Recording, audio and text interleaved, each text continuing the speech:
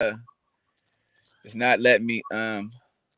Oh yeah, sometimes you know what? I had that problem with Big Skull too. He had to do off his phone and tell his girl did it. Okay, so we're back with the Prison Yard TV. Today, as you can see, we're doing a little something a little bit different. I'm taking live calls in today. I know it's late. I was supposed to be on at 5, so I lost like probably 60% of my viewers. But today we got a special guest. And when I say a special guest, I mean someone that I've been knowing all my life. I'm going to go ahead and let him introduce himself and tell a little bit about how you grew up, where you came from, and what you're doing now. My name's Freddie Dearborn Jr., as you can see on the screen, but everybody call me Freddie Loco.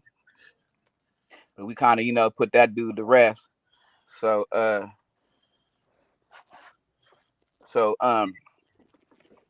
yeah, man. I'm originally from Seaside, California. You know what I mean? Born and raised out there in Monterey County. Came to Sacramento about 95, 96 when I was about 19, 20. And been here since. I'm 46 now. About to be turning 47 in a minute. And yeah, I've been here since, man. So this my home. This really second home, but it's home for real because I got 8 kids. All my kids were born here except for one. And they're raised here in South Sacramento. And I've been here ever since, man. I did a lot of my growing up here, a lot of my maturing here. I caught both my strikes here in Sacramento. Went to the pen a couple times here from Sacramento. So basically, this is my home, man. This is basically where it is right here. Like I said, all my kids are from here too, and they're all grown. My sons are 24, 25, and then to my 14-year-old. So all my kids are here. That's what I wanted to touch on. So you said you caught both your strikes here. So yeah. So a lot of people, a lot of my viewers, I had a lot of homies on here doing interviews and stuff, and right. They grew up, like me and you grew up, but my viewers, they know about me and the gang shit and the drug shit and all that shit. But how did you grow up? Did you grow up in a single family home, or was both your parents there? Yeah. And what brought you to Sacramento? Yeah, so I grew up in a single family home. My mom, so I'm Mexican and black. My mom is Mexican. My dad is black. My mom's an OG Norteña, and my dad was like a low rider. So, but everybody knows Seaside ain't nothing but Crips. So, I'm from Seaside family Crip, but we branched off the projects. So my mom was on drugs. Me growing up as a youth. I came out of the womb into the system in the foster care, foster home. I did all the youth camps, juvenile halls, CYA, county jails to prison. So I basically touched every institution in California that you could touch as a youngster. Yeah. And my mom was a heroin addict, and Pops was just a Rolling Stone. So from that time, for myself. Yeah, that's what I want to talk about. So from that time as a youth, what would you say your early teens or preteens that you really got involved in gangs? And is that the reason why? See, a lot of us, we miss something at home, so we turn to the streets to find that connection, that love, that support.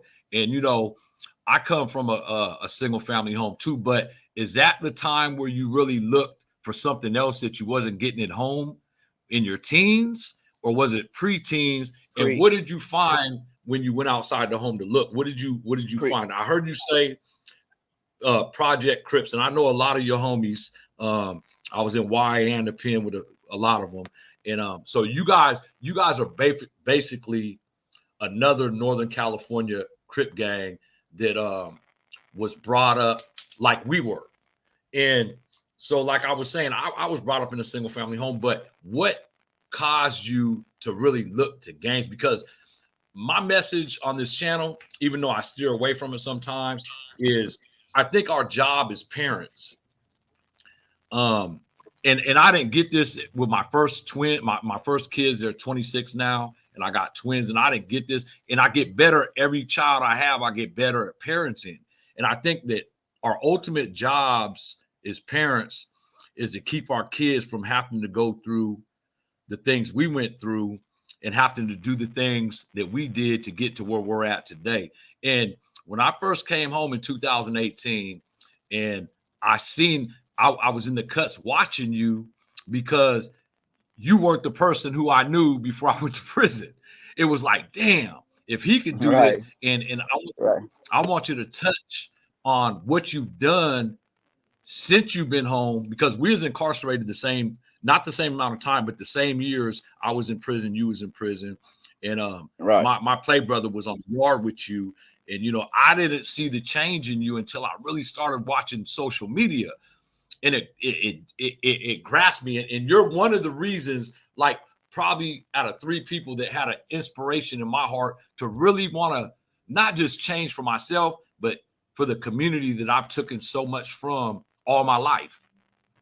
And I Right. seen you Right. doing it. I seen you doing it. You wasn't talking about it, and you was actually trying to recruit people that we grew up with to come along on your journey with you. And a lot of people, they have something negative to say, or they just didn't want to put in the footwork like you. But you actually did the footwork, man, and that's what inspired me to do what I'm doing now.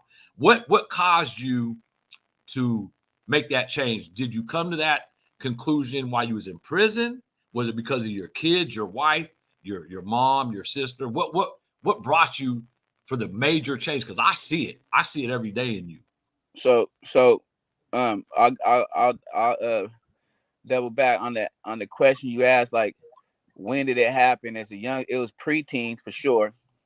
Like, I think to this day, I'm still like one of the youngest individuals that touched our juvenile hall at 9 years old.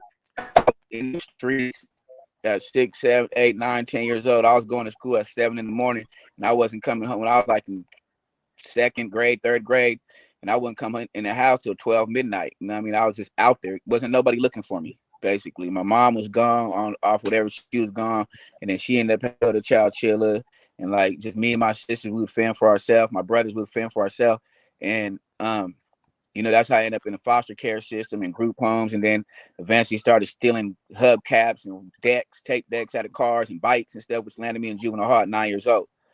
Uh, Going forward, and then I had to go live with different family members up in Stockton and just San Jose and all that stuff. So going forward, but what really got me into the gang life and all that around age 12, 13, because like you said, when I'm walking outside, all I see is homies out there.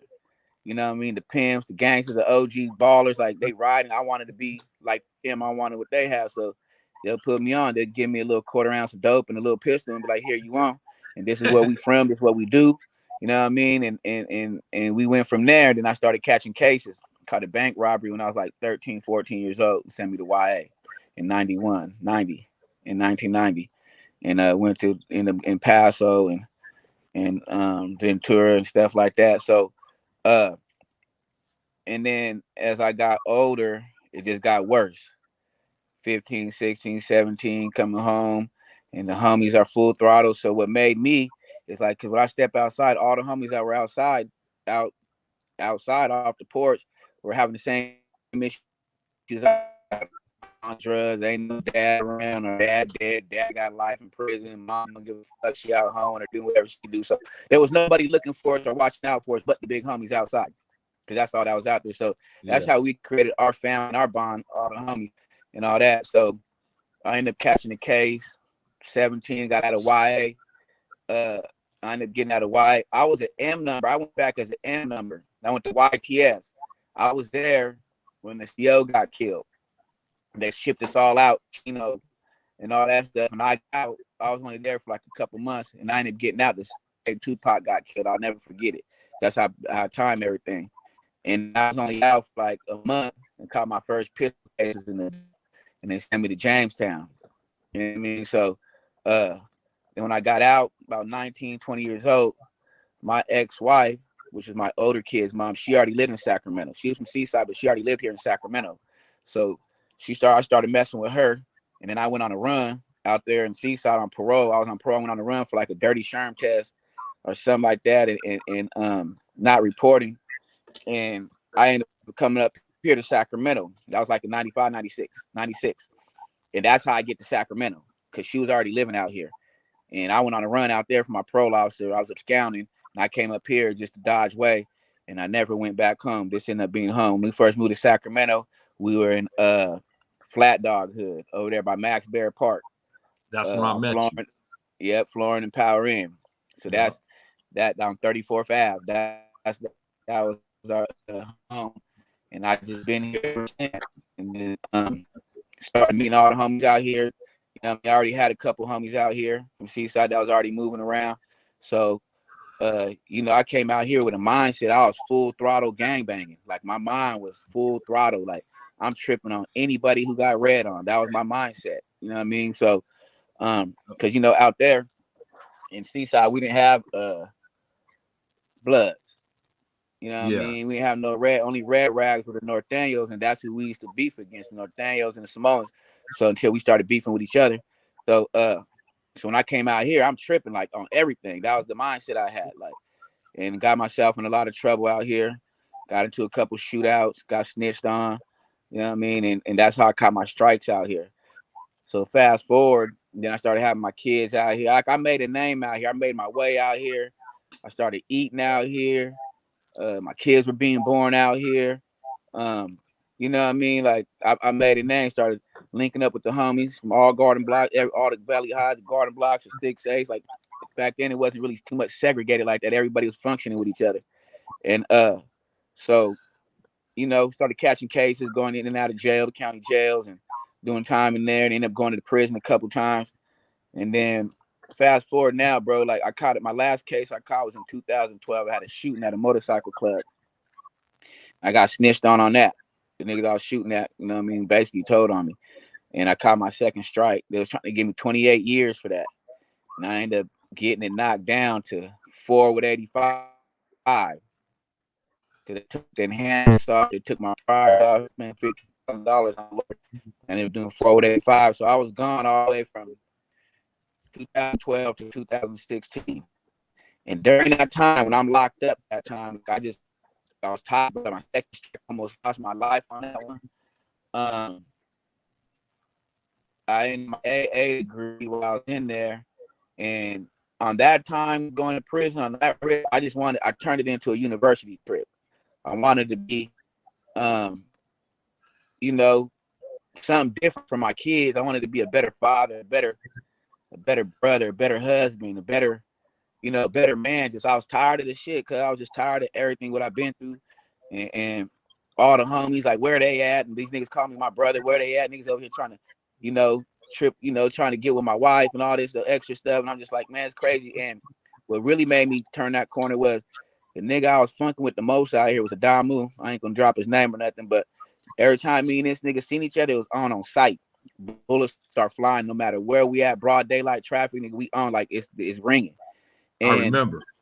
he stepped up the whole time I was locked up. This nigga stepped up to the plate and damn near took care of me the whole time I was locked up.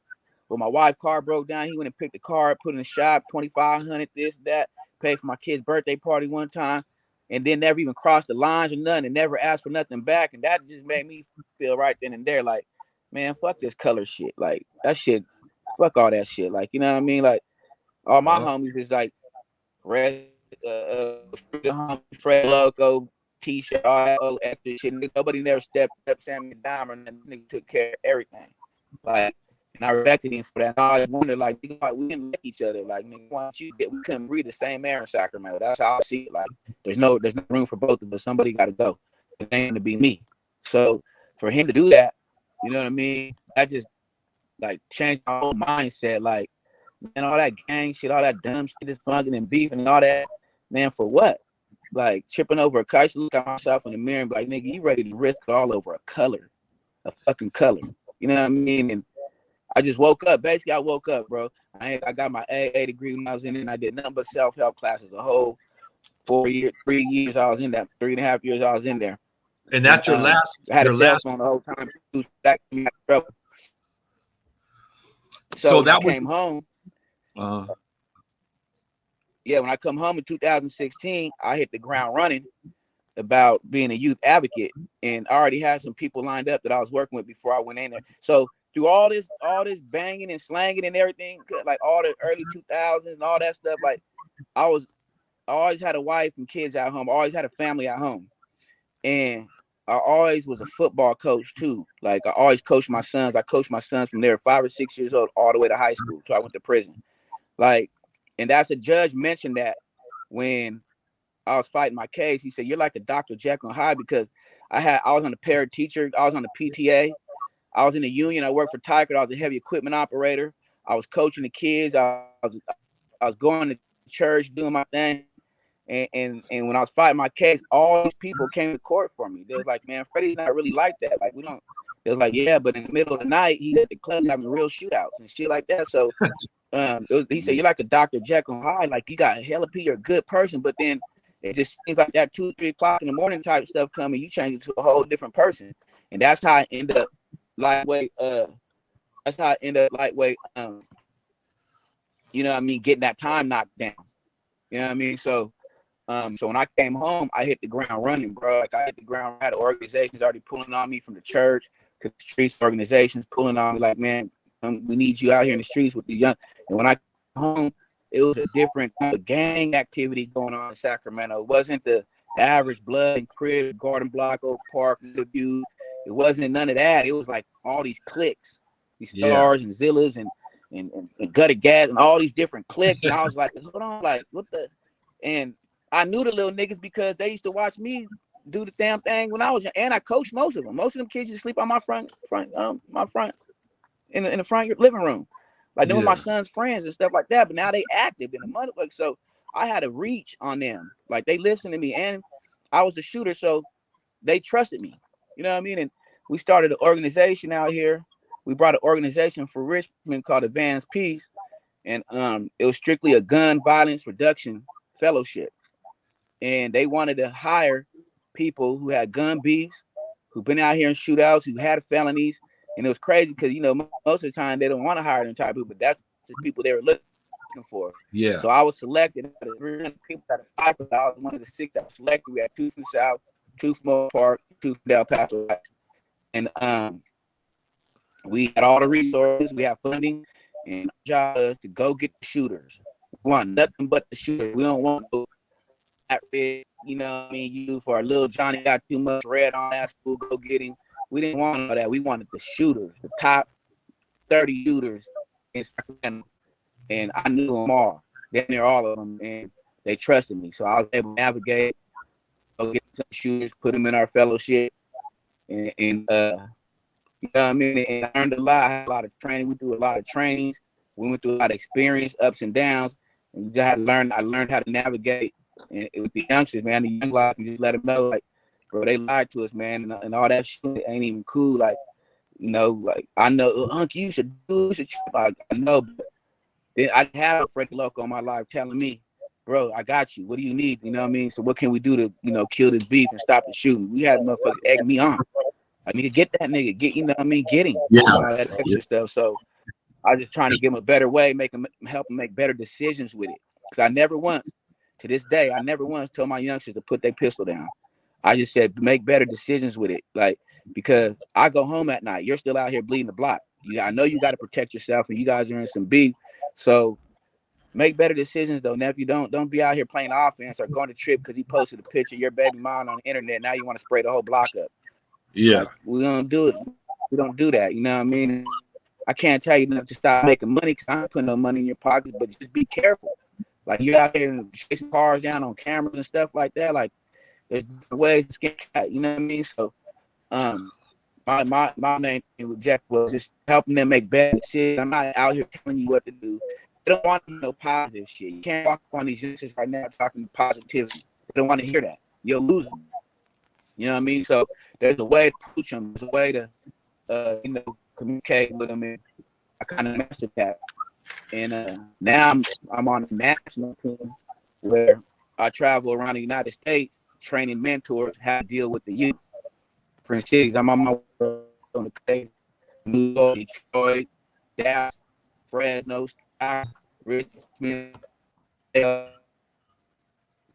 So that now I just with my youth here in Sacramento, you know what I mean? I'm so that's where I'm at. Right after I got grand, I got my kids and stuff. Cause I didn't do the interview because my disability, but I was there and I scared. I was like, man, see, I got a big old scratch on my head right now. It's all love, man. I'm at, you know, look at my grand, man. Hey, Really Freddie encouraged Loco. my Hey, daughter. hey, your microphone is echoing.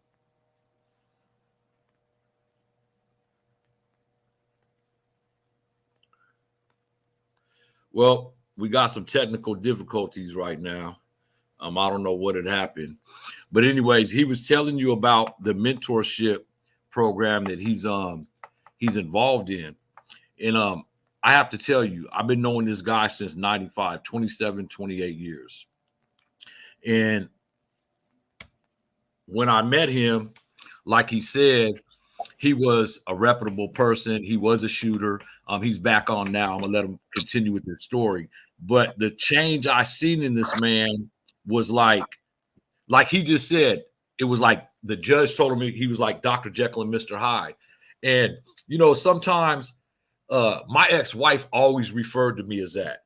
And I always thought she was crazy until, when I was growing up, I'm 53.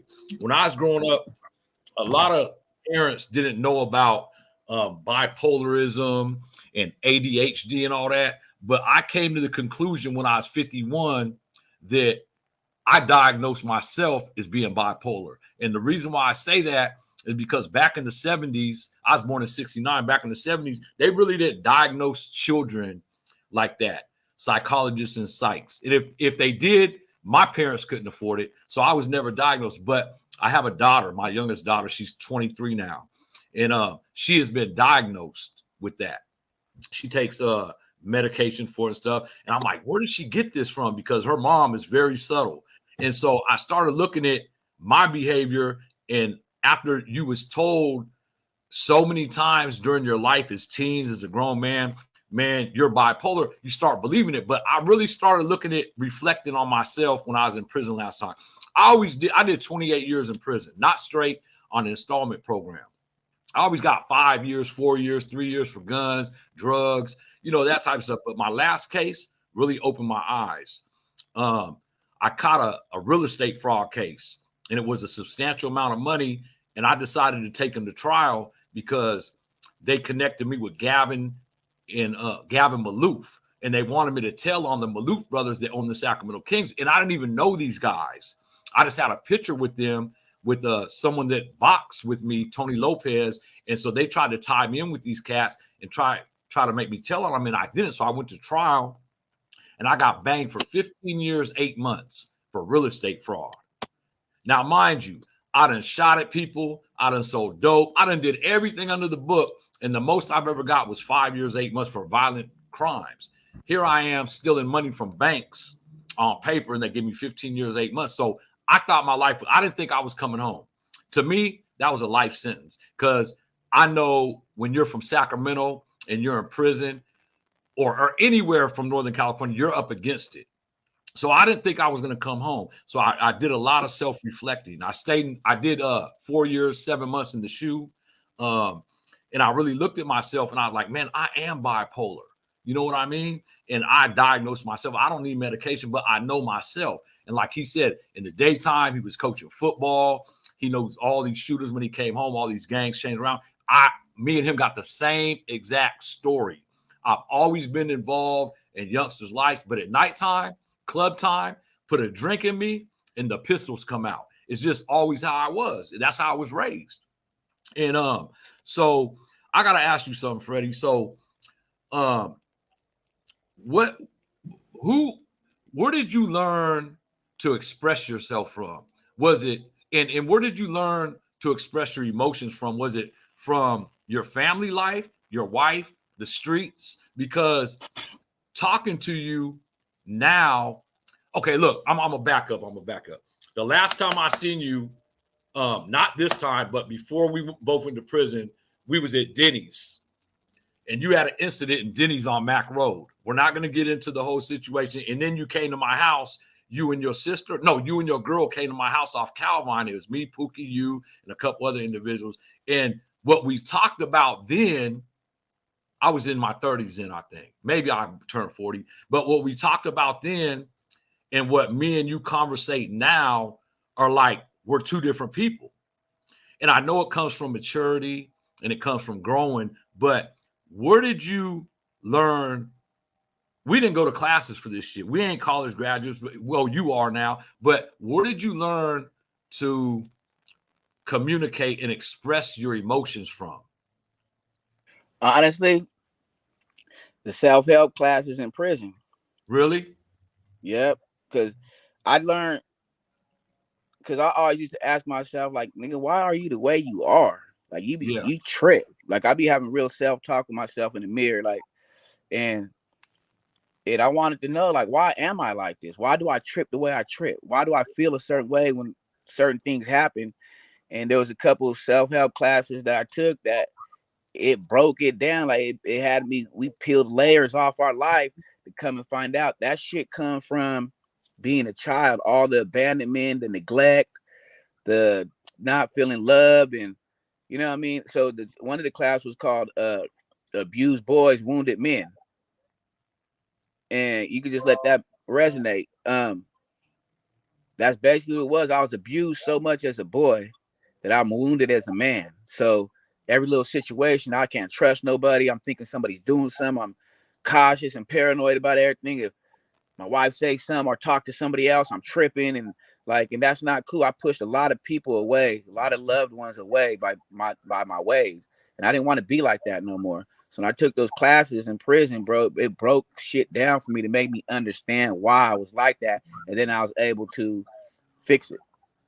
You know what I mean? And um, yeah. So I just learned, like, all this whole time, like, I was wearing a mask.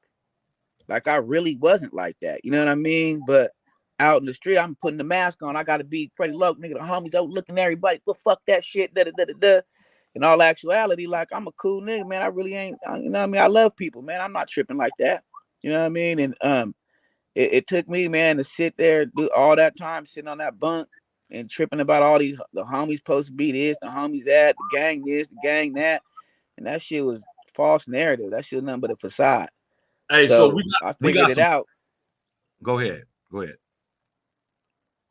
We Yeah, got some I comments figured it up. out. We got some comments up. Oh yeah, Someone from Seaside said, "Rest in peace, Morris Sanford, Seaside." I don't know who that is. Is yeah, that Maurice. That's the big homie Mo, Maurice Sanford. He all died right? back in '93. All right, and Yeah, this other person, Smurf Nacho, he asked, "Was this Freddie Smith?" No, this ain't Freddie Smith. nah. Freddie Smith. We won't be doing an interview with Freddie Smith. He's my play brother, but I decided we're not going to have Freddie Smith on my channel. But yeah, Yeah, I talked to him the other day. yeah. Um, so, I seen him at the pit. He was at the pit. He oh was in really? there. Yeah. Yeah, I seen him a couple of weeks ago at the liquor store. He just walked by me. We just, gave each other, and that was That's that. my nigga, though. That's my nigga, man. He just, Yeah, I yeah, grew up he's with him different. since he was very young, and we lived together, the whole shit. And Right, right. I was real close Yeah, to him. nah, my name should be on the screen, bro. Smurf Nacho. My name Freddie Dearborn, bro. Freddie Yeah, Loco, but you his call me name is up Freddie. on the screen. But there's a lot of comments I'm not even posting up here. It's a lot of positive comments, but they're coming too fast. And I'll answer you guys' comments. Like I said, there's a phone number. There's a phone number up. If you guys want to call in, where is it at? I took it down. There it is. If you guys want to call in and have a live chat, you could call in and ask me and Freddie Loco any questions you want. We both come from the same cloth. But I wanted him on here because I've had Eldridge on here, and he's on a national platform like you now. And what he's doing, he got contracts with New York, Baltimore, Maryland. He just got one out of Europe.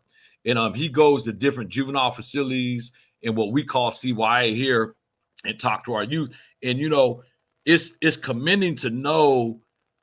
Well, I'm gonna back up. So me and you are the only people that really can steer our youth away from what me and you did, because police officers, DAs, judges, we didn't listen to them. Our kids aren't going to listen to them. So they need someone that comes from the streets to really love on them. And what I Yeah, mean no by doubt. love is like, love is everything in this world, man. And I didn't realize that till I was in my 40s. And I always had a loving heart deep down, but I always had hatred in my heart for the enemies. And in Sacramento, my enemies was everybody except anyone from my neighborhood. And it's Right. like when you grow that hatred, and it like you said, it's layers and layers from 12 years old to 15 years old to 30 years old, and it gets more and more hard. Your heart gets harder. So I had to peel a lot of layers away too, man. And I didn't learn how to love and how to express my emotions through my parents, through homies from the hood. And it's unfortunate that I learned from my ex-wife, and she's always been my nurturer.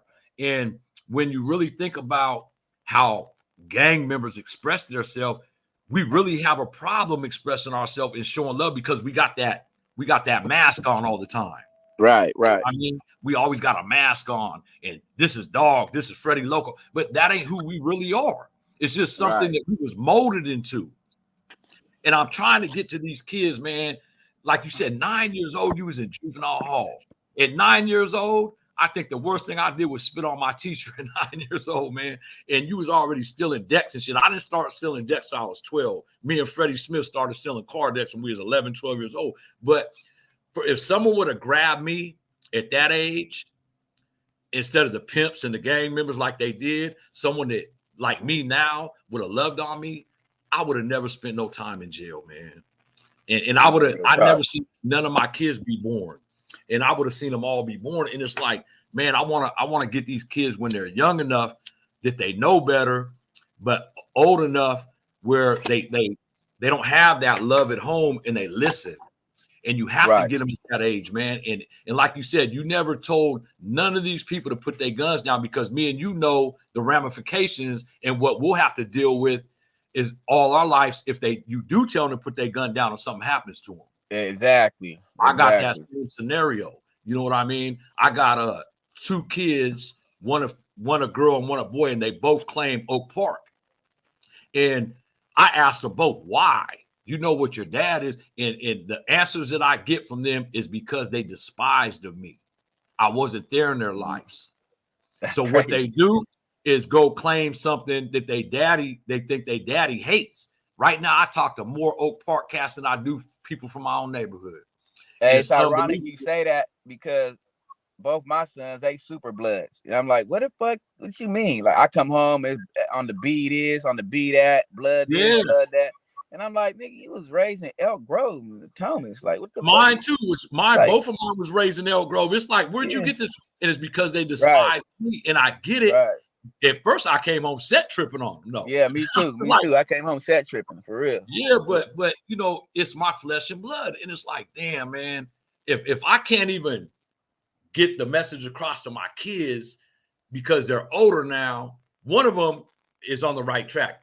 My girl, she's me and you times 10, and when I say that, she's fighting an attempted murder case right now. She shot someone 9 times, and she's out on bail. Oh, And damn. so it's like I couldn't get to her in time, and I try to deal with her now all the time. I just got in a fight, man. I don't even fight no more. I just got in a fight at the new casino, Sky River, over my daughter.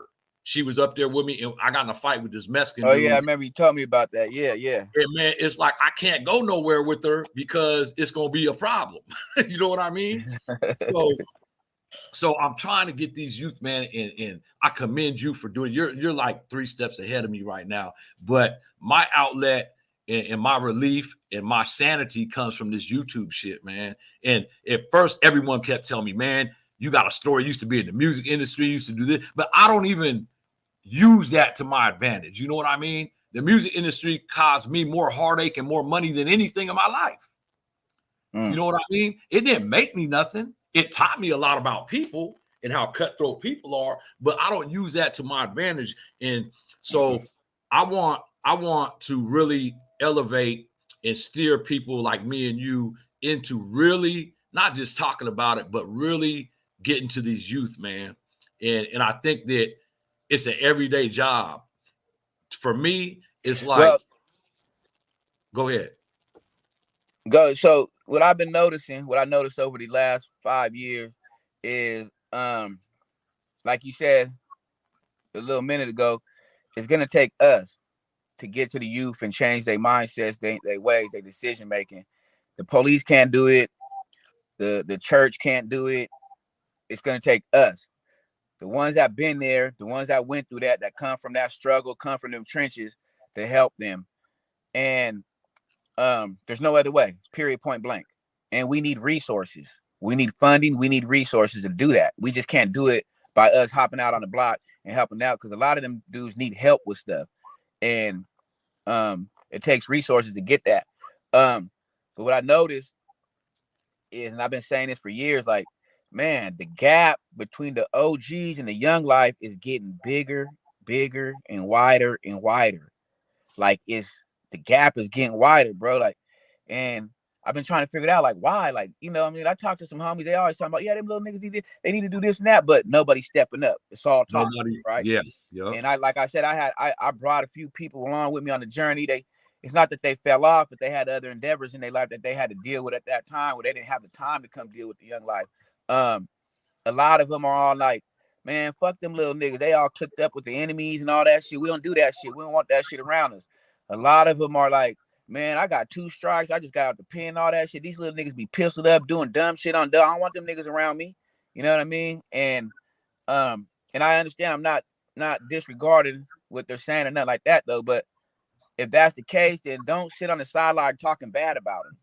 If you're not going to do nothing about it, why are you sitting over there just putting negative energy into what they're doing? Just don't say nothing at all and back up and do what you do with your family, whatever you got going on in your life. But me, I'm not going to do that, because I was that kid. I was that one that needed somebody. You know what I mean? And I'm not into no illegal activities no more. So I'm not tripping of going in the trenches and chilling with them and do. I was just in the trenches with them little dudes the other night till 3, 4 o'clock in the morning. They out Yeah. there shooting dice. They got pistols all around, all that. Am I nervous? No. Am I tripping a little bit? No. But I am cautious, because like they got enemy. They got people who want their helmet. Them dudes can slide up at any time. I'm hoping this dice game don't go left that they're in. I'm just sitting over there watching them, chilling. You know what I mean? And everything was smooth. Everybody made it home safe that night. But I still be out there. I know people is not going to be out there at 3, 4 o'clock in the morning. We just had a little gun violence listen. Recession the other day in Meadowview about a couple weeks ago, and I brought hella little youngsters in there, and there was a whole bunch of older people from the community, and they want to know what can they do to help curb the gun violence.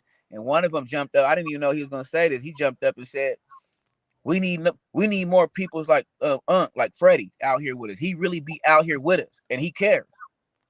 And I was like, "Dad," that almost brought a tear to my eye, because I'm like, "Damn!" Like they recognize that. Like, I'm really out there with them. You know what I mean? And if you're not going to do that, then there's no way you're going to reach these guys. These guys ain't going to listen to you. They don't want nothing to do with you. None of that. And that's just something I hear some of the homies like, man, fuck them little niggas in. But yeah, but that's not, I mean, they're going to feel that way. You know what I mean? But if you're really sincere and you have passion about doing something, you'll be there with them, because the key is consistency. Every time they look up, I'm right there. You know what I mean? Like that's some of them I didn't know. Now I can't get them off my phone. They're calling me at 1, 2, 3 o'clock in the morning, like, man, I'm about to go do something to this and this. Woo woo. I'm like, all right, here I come. 1, 2, 3 o'clock in the morning. Here I Yeah. come. My wife ain't tripping up. But if you were really gonna do that, you would have just did it. But you want me to stop you. So Yeah, I'll be on my exactly. way. So you don't mess your life up real quick. What Exactly. do you need? Man, I need $800. My rent. I got to get this. If I could get you that $800, will you fall back and chill out? Yeah. So I got to go to my resources, get him the money so he could pay for his car to get out of impound, so he can get back and forth to work. Or they lights, him and his baby mom and his baby about to get kicked out because they short on their rent. But they gotta meet me halfway too. I just don't give it to them. You gotta, nephew, we're gonna sit here and create some goals, man. You gotta help me help you. Like, I'm gonna get you this money, but you gotta do A, B, and C for me as well. And that Yeah. could be like, go get your license, start testing clean for your PO so he don't lock you up. We come up with goals, we come up with life map goals and stuff like that for them. And then, once they meet them, man, we have incentives for them like that, like, so they can feel good about themselves, like they achieved a goal. and this was your reward. You know what I mean? And stuff like that. And like I said, we need the resources and we need the funding to do this. People think that we just, let the OGs go holler at them. Yeah, we could go holler at them, but if you're not doing nothing for them, like, they don't want nothing to do with you. And it ain't like, do something for me, I got my hand out, but they need stuff. Like, they can't go get jobs, they can't go do this, do that. So we got to help them achieve that stuff. We got to help them out to go get those things. And yeah, man, and it'll work, man. You develop relationships and rapport with these young lives. Like, I hollered at a couple homies from the neighborhood out here, and I'm like, them your little homies over there. I don't know that nigga. You don't know him, but he's banging the same thing you claim. Yeah, exactly. That nigga real smart. He's a sharp little youngster too, man. Like, he's sharp, man. He's a good little dude, but he's just out here on the island by himself. He feels like, fuck everybody, I'm out here. And that's where that clicking up shit come from. Cause then they start clicking up with these other little niggas who going through the same shit. They're just claiming different neighborhoods. They got the same enemies. They're going through the same shit. So they form one clique. You know what I mean? And I don't agree with the clicking and stuff, but I get it. You know what I mean? So I ain't gonna turn them around or say, hey, I don't care if you black, Mexican, Asian, white, or whatever, man. I don't play that racist shit. But if you got something going on in your life and you out there struggling, I can see you, man. I you know what I mean? Like, I'll help out however which way I can and use whatever resources I got. So and that can go a long way, man. You'll be surprised how long that go. And my phone rings all day, especially when you get them by themselves. They're a whole different person, bro. Like, but when they around their homies, I don't even ask them certain questions. I know they're gonna put a front up. You know what I mean? Yeah. So yeah, and so I get all that. I seen you more than once, like more than a handful of times on Instagram, where you was out with the news cameras when a shooting just happened. I'm like, how is this cat getting there? And I finally downloaded the scanner. So now I'm hearing it. I'm hearing it while it happens. I'm like, oh, this is his secret. He must be listening to a scanner, because every time I look up, a shooting was on Mac Road. You was right there. You was right there because you're trying to comfort whoever lost their lives or whoever got shot or whoever's going to jail. And I'm like, that's what more than you need to be doing, because you're one person, man. You ain't even originally from Sacramento, but you said it's your second home, and you're out here putting in the legwork. And it's like, what can we do? What can we do is a village to get out there like you're doing? Because I know you talked a little bit about the people you was working with locally, and it was a blessing because you let go of that program and now you're national. And I know some of the people that you work with, and I'm like, damn, he worked with them for over a year. I couldn't even be next to this cat because I know there's haters in this shit. Oh, you know what I mean? Talk. Oh man, it's like gang banging on another level, bro. For real. And I know, because I know these individuals personally. I never told you that, but when you mentioned a couple names, I'm like, oh, they're cutthroat, and they want the stage to themselves. So they're gonna get rid of. I know that. You didn't even have to tell me that. But when you told me who you was working with, I was like, you don't even got to tell me why you left that program, because I already know. I worked with these cats on a whole nother level, and I know they want all of the limelight on themselves. And they'll be anything to get. I know that already when you told me that a few weeks ago. So I'm like, damn, he's out here doing the legwork, going to these meetings, these crimes, flying everywhere, missing time with your wife. And I know how that could weigh on your spouse, man. And it's like, I had to have you on this program, and we didn't even plan this. This is a live that I called him maybe 3 hours before we got on here. And I'm like, I need you on here because I'm not saying the people I've had on here already ain't had an impact, but this is the real deal right here. And I knew I had to get somebody that comes from where I come from and is trying to do the same things I'm doing. We haven't sat down and put a plan together, but I'm sure we will in the near future. I got this platform, and he's doing things behind the scenes, and I think we could come together. And, it does take funding to get these kids off the streets. A lot of them, they're at home with their moms or their aunts, their grandmas, and the first time they pick up a pistol, they think they King Kong, and that lives with you forever. Once you get that feeling of shooting somebody, you feel that forever, and you feel powerful. And and once you get that feeling at a young age, it sticks with you through adulthood. And we don't want these kids doing that. We don't want them going to sit up on death row or in Tracy or Folsom, 25 to life, when they could be out here being productive, and then they could carry on what we're doing after we gone. Because when I was 30, I was still heavily involved in selling dope, my gang shit, and that's I didn't know nothing else except being two people. I go home to my wife, and she knew what I was doing, but really did it. I go to church with her. Then Friday night, Saturday night, I'd be with Pookie. I'd be with this person. I'd be, doing my thing, and go home and act like I didn't do nothing. And that weighs on you. That makes you old. That makes you old, man. Yeah, most definitely. Because you're playing and pretending like you're something that you're not. Because I'm never supposed to be a gang man. I'm never supposed to be from anywhere, homie. When I came out, my mom, I was loved, and I knew it, but I chose to be. Hey, check this out, Freddie Loco. I never told no one this except my grandfather. When I was 10 years old, I was at my grandparents' house in Valley High, and he was watching this prison movie, and it was about Attica. And right there, before that movie was over, and this is how I know I'm jacked up in the head. I knew I wanted to see the inside of a prison to see what it was like. At 10 years old, I'm like, I'm going there. And now when I look back, I'm like, what 10-year-old sees a prison movie and wants to go to prison?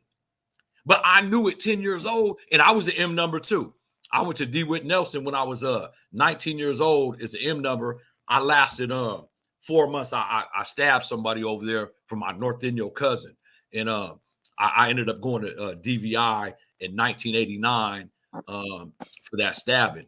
And I know that if I would have stayed in YA, I can't say I wouldn't have never went to prison. But after I went to prison the first time, after hearing all the stories, Barry Woods, all these dudes coming home from prison talking about, oh, prison's this. And after I went and seen it for myself, there was no more fear ever.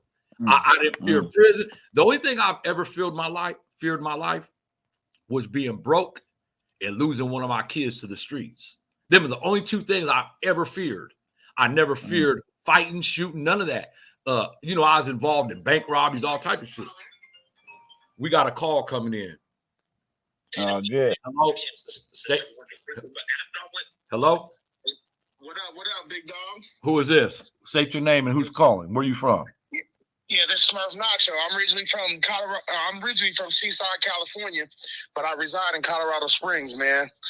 Oh, Smurf Nacho, you the one that leaving me the messages on here. Yes, sir. Yes, sir. So you know the individual. Man. You know the individual on my my live right now. No, not at all. I probably couple of my relatives know him and shit. That's my uncle that passed away. He said that's his big homie. My family has a real big impact in Seaside, bro. At one point in time, but we like what you're doing, man. The channel is gravy, bro. How old are you? How old are you, Smurf Nacho? I'm 40. Oh, you're 40. You're in Colorado Springs. Yep, I know. I know your boy Bruce. BK. Oh yeah, that's my dude. So Big Cisco's out there too, right? Yep. Cisco done came to my house. BK, I done did a few business ventures with him and shit. I done know him from a long time since he pretty much moved out here. Well, I came a little bit later and shit. He's the one that turned me on, linked me in with Sebo, Looney Coleon, X-Rated. I done paid for a lot of his ventures. You know what I mean? So you in the music industry? I used to be a promoter, bro. I used to do a lot of promotions and shit. I'm more of you got an idea, I just put the money behind it and see what it do. You know what I mean? So what took you to Colorado, man? How long have you been out there? So I moved out here in 2000, then got locked up in the prison system. Then I moved to Vegas when I got out in 2005. I lived in Vegas from 2005 to 2010, and I've been here since 2010. Okay. So you moved from Seaside in 2000? Yep. I'm related to all the Sanfords. Maurice. Yeah, I remember when little Kev was my homeboy. Kev was my Mo was my brother's best friend, but I remember Maurice bounced to Colorado. Kevin bounced to Colorado back in the day. I was there when he left. We was there when he sent him. I sent him off when he first bounced out there. I'm surprised. Yep. I don't know how you don't know me, but in the streets and everything. But yeah, it is what it is, though, bro. What's your name? Yeah, my real name's Kevin. I'm actually named after him. You know what I mean? But we don't see eye to eye, man. He crossed over. He worked for the police, so we quit talking a while back. You know what I mean? Uncle or no uncle. You know, we don't support that. I'm actually currently doing a documentary called Crip Culture, and you look on my channel on Smurf Nacho TV. Oh, that's you that made that video. That's you that made that video the other couple weeks ago with Mo's funeral. Yep, that's me. Yeah, okay, yeah. Somebody sent it to me. Man, I'm trying to get back to the community. I'm trying to change the narrative with these little kids out here, man. You know, with no guidance and shit. They out here living reckless. I'm trying to do something, and I'm only one voice out here. Everybody else, all the OGs, they're trying to participate. They think they're young and trying to, you know, they're backwards. They're moving backwards. You know. Hey, Smurf Nacho, check it out, man. You know, I'm not a religious person, but I know there's a higher power. But you called in for a reason, and we are connected because you know my little homie, both my little homies is out there, BK and Cisco. And I don't mean to call him BK to disrespect nobody, but his name is we know his name is Bruce. His name is Bruce Knight, and he owns BMT Block Movement Television, and he's been on my show more than once. So. Do you plan on coming back to California, or are you out there stationed for good? Oh, no, man, I do a lot of traveling, bro. A lot of traveling. See, I own a concrete company. That's what allows me to do all the moves that I make and everything like that. But I'm still connected with the music. Like my little nephew, just literally 8 days ago, he was signed with Gucci Mane.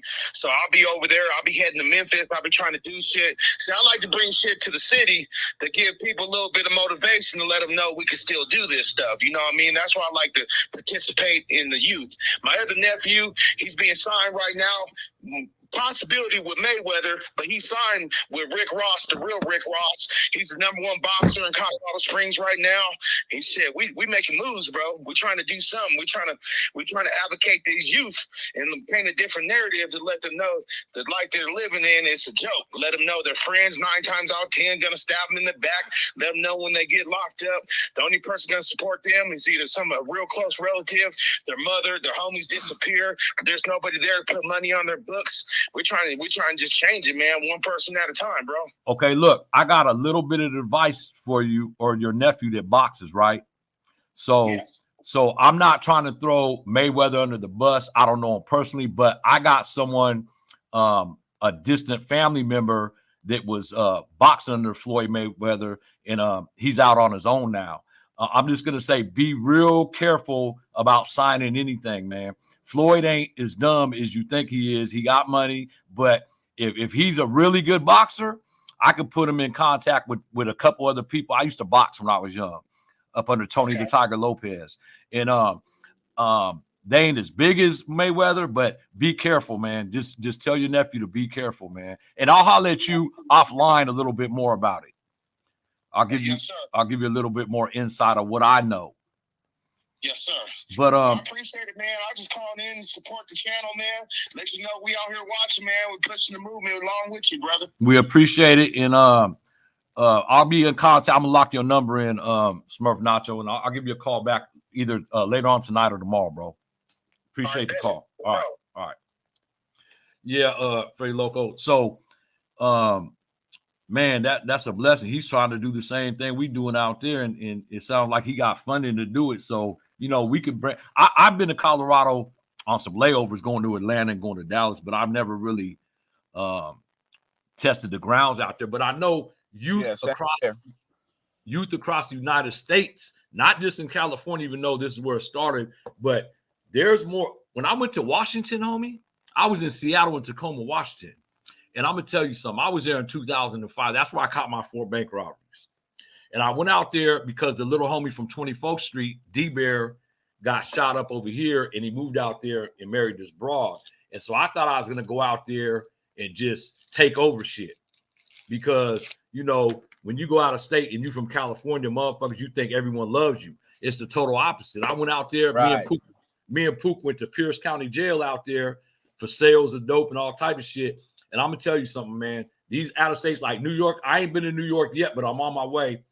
These cats out of state is gang banging Crip and blood like we was in 82 and 83. When I went to Tacoma County Jail, I was like, oh my God, this looks like the old Sacramento County Jail. They was in there banging. Khaki suits, you know, I mean, it's crazy. So these kids, I mean, of course, we're going to do what we can for them here in California, but the United States needs help with this shit, man. Yeah, that's why we in 13 different cities right now. But like I said, I'm going to Orlando next week. And we just opened up out there. Then we open up in New York, Rochester. We open up in Detroit, Lansing, Deep. Oh, you in Rochester? Yeah, I'm in Rochester. I was just out there a couple months ago. Yep. Oh man. So we wait, got, let we me got ask a whole team. We got a whole team out there. So I'll be on my way. Matter of fact, I think they coming out here next month. But then we're going back out there. So do you know who Chad Marks is? Chad Marks. He got one of the biggest prison YouTube channel. He's from Rochester. He's a white boy. He just did a lot of time in the feds, right? His channel is Blood on the Razor Wire TV. He's from Rochester. And me and him linked up a couple months ago. I did a big interview, got like 30,000 views in the first 3 days. But he's doing the same thing out in Rochester right now as what you guys are doing. And he's probably 4 years into it. You know what I mean? So I wonder if I know my dude. I get on a Zoom with him every Tuesday, Rochester. But the dudes we got on the team are hitters. Matter of fact, when we was out there, they took us to the block. We out there in the projects. My dude owned the corner liquor store, man. Okay, they got him.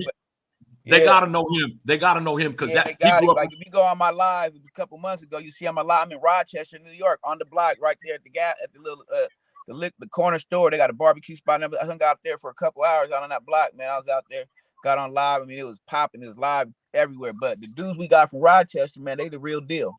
You know what I mean? They're the real deal. And there's somebody's. A couple of them just did hella time in the pen, in the feds, came home. They're doing their thing now.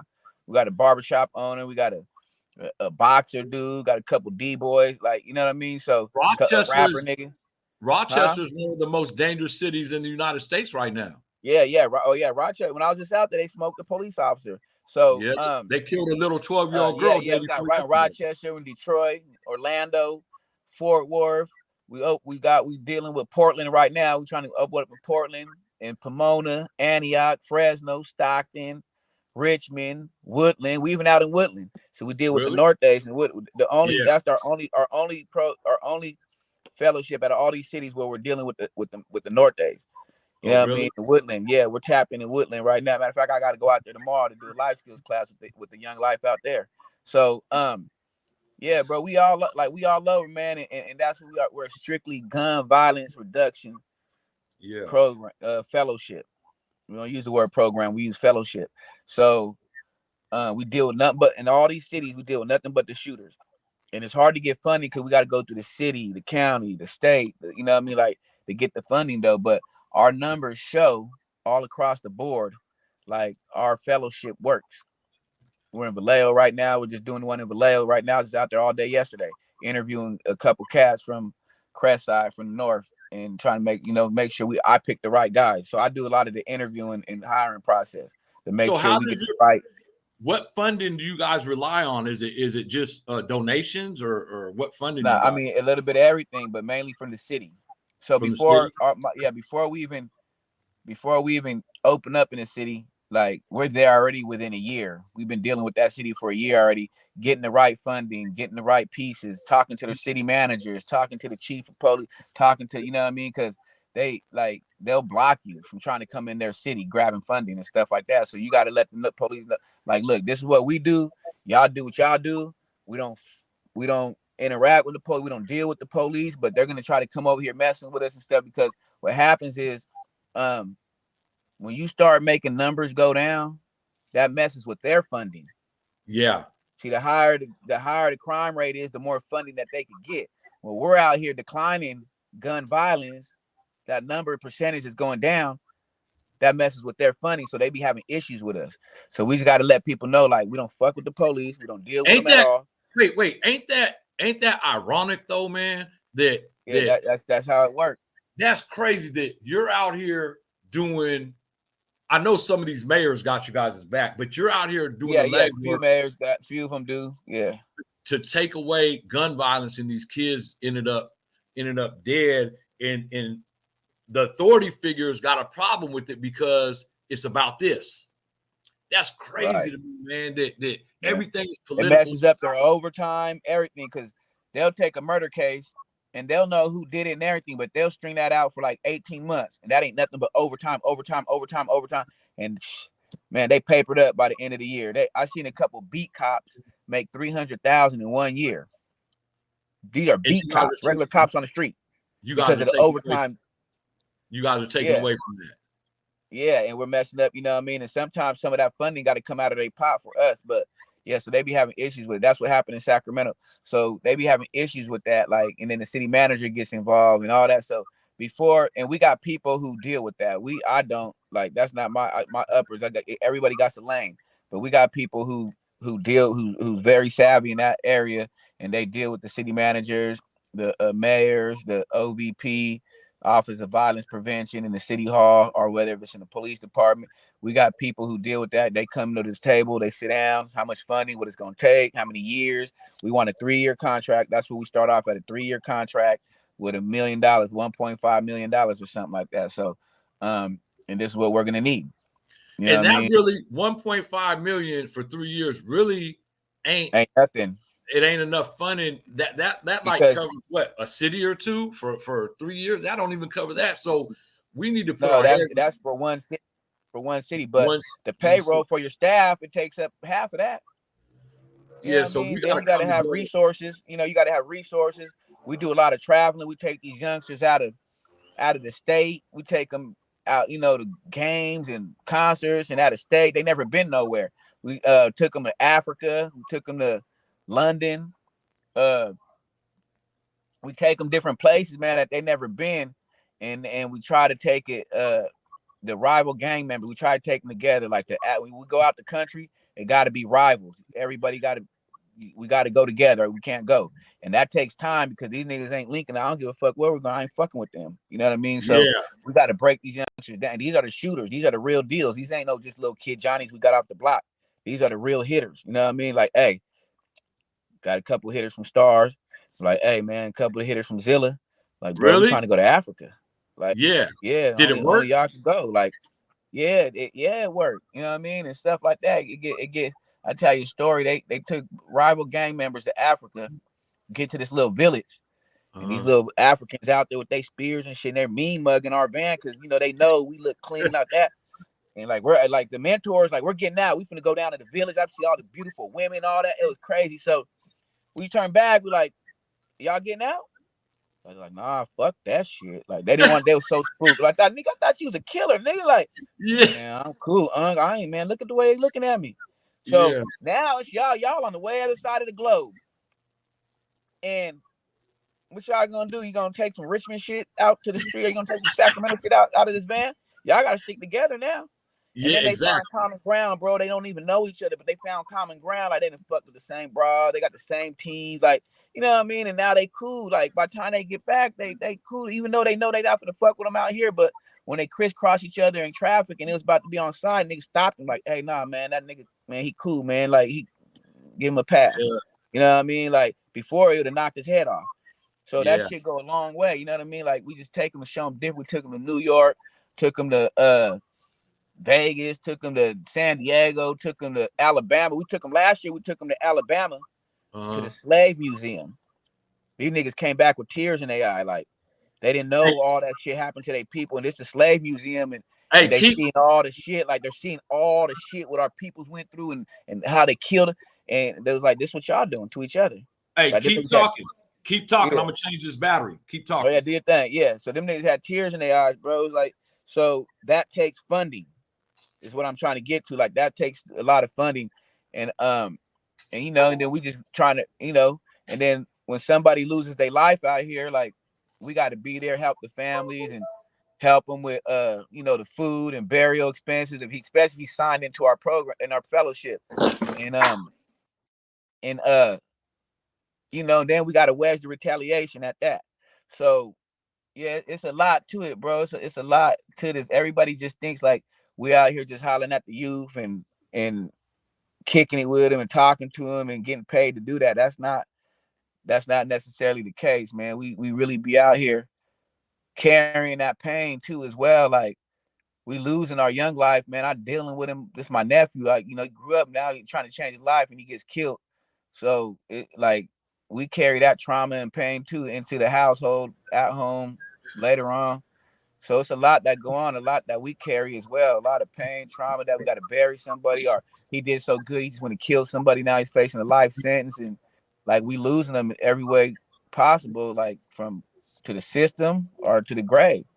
You know what I mean? And we're out here trying to, do work with them and stuff like that. So there's a lot that goes on, man. It's a lot of trauma, a lot of training, a lot of ups and downs and the pros and the cons with it that people don't see we go through. Like, we So just ain't out here calling ourselves mentors and stuff like that. so you didn't really go to school, or you basically use your street upbringing Yeah. Yeah. for Experience. your Yep. for Now, your there ain't no school blueprint for this. for your There ain't no blueprint. school. There's no Yeah, school for this. However, we do got trainings though. We got like emotional intelligence. Cause we didn't have Young Life try to test us a couple times. Like, nigga, fuck you, bitch ass nigga. Cause he going through shit. I gotta be able to use my emotional intelligence. Cause a piece of me is like, now you call me a bitch. That's an automatic nigga. I'll fire on you. Like, that's how we grew up. That word was a no-no. But yeah, he's going all off. Oh, bitch ass nigga, fuck you. Cause he's hurt. He's going through some shit. And I gotta identify that within seconds. I yeah. got like, okay, he's tripping. Neff, I ain't even tripping with you. You know what I mean? Like, okay, I'll be all that, man, but I'm gonna be over here if you need me. Like, you know what I mean? I ain't going there. I'm not gonna leave you alone. Nigga, I love you, nigga, but I don't give a fuck, nigga. Fuck this shit, nigga. You can get it too. Oh, woo, woo, woo. I'm like, all right, nephew, all right, you right. You know what I mean? Like, whatever you going through, my nigga, I got you. I'm gonna be over here. If you mad at me, I don't know what it is though, but nigga, I still love you regardless. I ain't even gonna trip on you. And the next day I go pick him up, take him out to eat or something like that, then he'll let it out. He was like, no, man, I apologize. I was just going through some things, man. I like, it's good. Don't even trip. Before, nigga, I ain't tolerating none of that. That's Hey, zero but tolerance in my book. But that just that shows. training, the emotional intelligence, the training, the anger management classes, the just we have a lot of classes, bro, a lot of trainings that we got to go through that take a couple days, 2-3 day trainings and stuff. And it's like self-help class, and it opens your eyes and it make you learn things. Like, so it ain't, you could just go get the average homie on the street and be like, hey, come fuck with this fellowship, the program we got going on. We could be a mentor and deal with the young life. Like, cause it don't work like that. You know what I mean? Like, you got to go, and then you got to be able to, you got to be in transition as well. You can't have one foot in and one foot out. Yeah, You know what I yeah. mean? Like, you got to really have bent that corner and be like, hey, man, I did all that shit. I did all my dirt all my life, man. I'm not like that no, man. I really want to see my young life. You know what I mean? I'm spiritually saved. I'm a spiritual man. I got a higher power. Like, so I'm not tripping.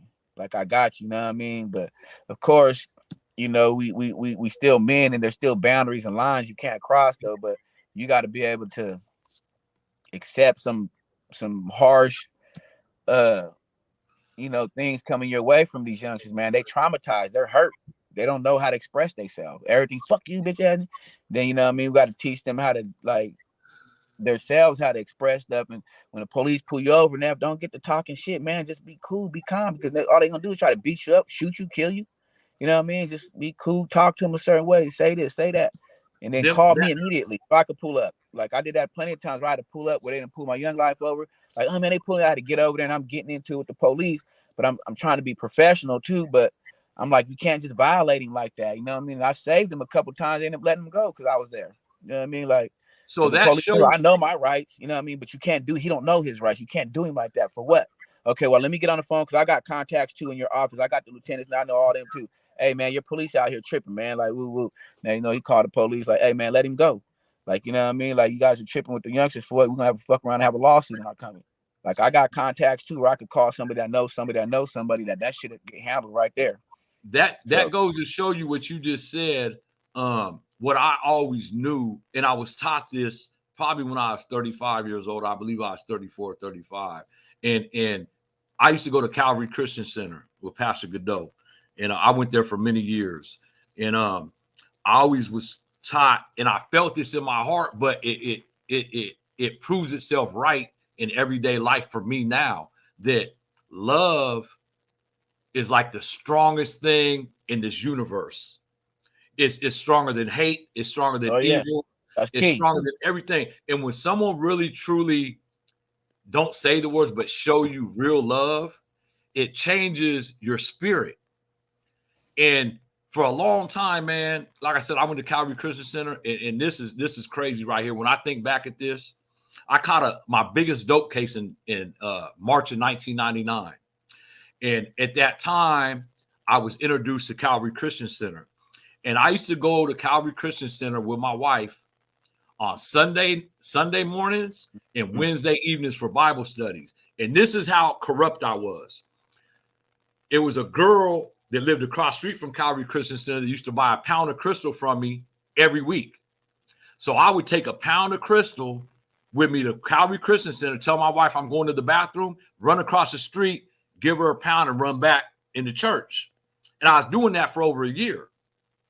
And this is how I got busted too. I didn't get busted doing that, but I got busted serving this same girl. She brought a cop. But it's like I was taught probably in 2001, because I bailed out on that case after my parole violation was up. And I kept hearing different people in my life tell me that love was the most powerful thing in this universe. And I always thought my mouthpiece and a pistol was. That's what I thought was the most powerful. But now that I'm older, it's like when you love on someone genuinely, man or woman, dog, whatever it is, you receive respect and love back. But when you put on that mask and become dog or Freddie Loco, you get that back in return. And I noticed that same energy you put out. You get that same energy you put out. Every time I deal with my youth, bro, I hug them and I tell them I love them. And when I'm in my life skills class, man, I tell these niggas sitting here, tats all on their face, go all that shit. Like I love you, my nigga. I love you too. I love you too, Unc. They say it back because I know somewhere down the line there's no male figure in their life right now. 95% of the youth 98% of I deal with don't have no male figure in their life, and they never heard another man tell them I love them. You know what I mean? So I know how that felt coming up. So I know what it is. I was that kid. I was that young. So that's why I'm able to do what I do, because I know what I needed. So I'm able to give that back. And I'm a hugger. So I'm always hugging on them niggas. Like, give me a hug, nigga. I love you, boy. You know what I mean? I love you too, huh? So, yeah, man, when you give them love. And then I had a couple of them hit me up too. Like, why me, nigga? Why do you fuck me? Why do you care for? You just met me 5-6 months ago. Why do you fuck with me so hard? Why do you give a fuck about me? Like, you don't even know me like that. You know what I mean? And my answer is because I was you. Like, you know what I mean? I was you, young lady. I was you. So that's why I fuck with you like that. That's why I fuck with you. Hey, that brings me to my next question. How old are you now? 45? 46. Okay, 46. At 46 years old, and I only ask this to people that, and I haven't, we didn't script this at all. So this is just coming off my chest. So I only ask people that I think is worthy of this question. And I was asked this years ago, and my answer has changed over the years. But what would 46-year-old Freddie Loco tell 12-year-old Freddie Loco if you had a chance to tell your younger self anything? What would it be? I wrote, it's crazy because I wrote a letter to myself 10 years ago, and I said, in 10 years, go back and read that letter, what you said to yourself. And it was crazy. I was like, wow, man, that, like, my answer changed like a mug. It changes. But I would tell my younger self right now to stay focused, man, and just don't fall victim to the streets. Stay in school, stay focused, and find somebody, you know what I mean, fall up underneath somebody that's gonna love you. Cause I had a lot of people in my life that tried to take care of me, that loved me, but I was so gone, just like, no, fuck this. I didn't know what love was, you know what I mean? So, cause like the way I grew up, like I didn't know what love was. So when somebody genuinely loves you, love them back. And stay focused, man. Just don't fall a victim to the street. Because that's exactly what I did. Like, the streets was my home. Like, I loved the streets. And it was crazy too, though. I talk about this a lot. Like, I stayed in school because I played sports. Like, school was my safe haven, because I know when I go to school, I get to eat lunch. I'm safe. I have a meal, and I got practice after that. And then when school's out, like I'll be sad because I'm like, man, back to the block. Like now it's back to go fend for yourself.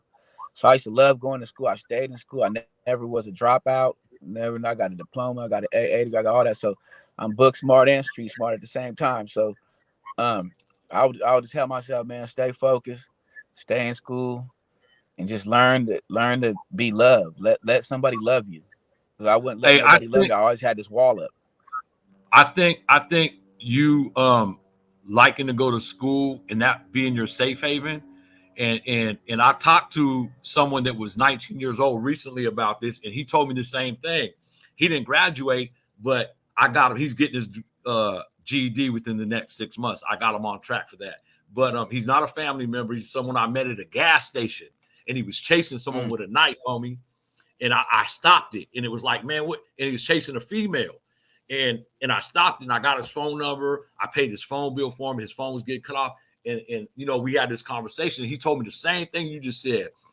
Because I asked him, why you drop out of school? He said, man, I can't even answer that. He said, my mom and dad never been together. I don't even know my dad, but I felt safe at school. And he's from let's just say he's from G Parkway. I ain't gonna throw no gangs or nothing out there. He's from G Parkway. Yeah, right. And he said he felt safe at school, but as soon as he got out of school, he went back to the block. And his hero is Lav. His hero is Lav, right? And I'm gonna tell you this, what I told him. And you probably felt that at a younger age than he did. You probably felt that in elementary and junior high school, liking to go to school, getting out of lunch. Yeah. But I'm gonna tell you what I've learned from that. Your subconscious knew at a young age what was right from wrong. So when you was at school, you knew you was feeding your soul. And maybe it was to play sports because you had to keep your grades up. But you knew being at school, learning, getting that lunch, it was a good thing for your soul. And once you went home, it felt like you was dirty. You was back on the block. I felt the same thing. And I told him that. He's like, I think that's what it was. But it's like when you feel like I used to feel like my grandma's house was my safe haven because it was away from the gardens. It was on the other side of town and no one knew me over there and I could get away. She let me do anything. She bought me my first car when I was 13 years old, a Volkswagen Bug. So I felt that was my safe haven, but she was actually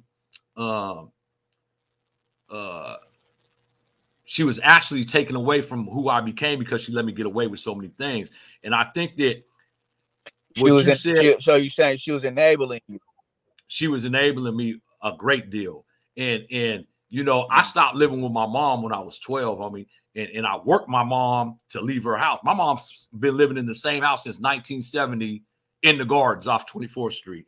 And it's like I knew I didn't want to leave the hood, but I knew I could get away with more going over there. But the bad thing about it was where she lived, the high school I had to go to was McClatchy.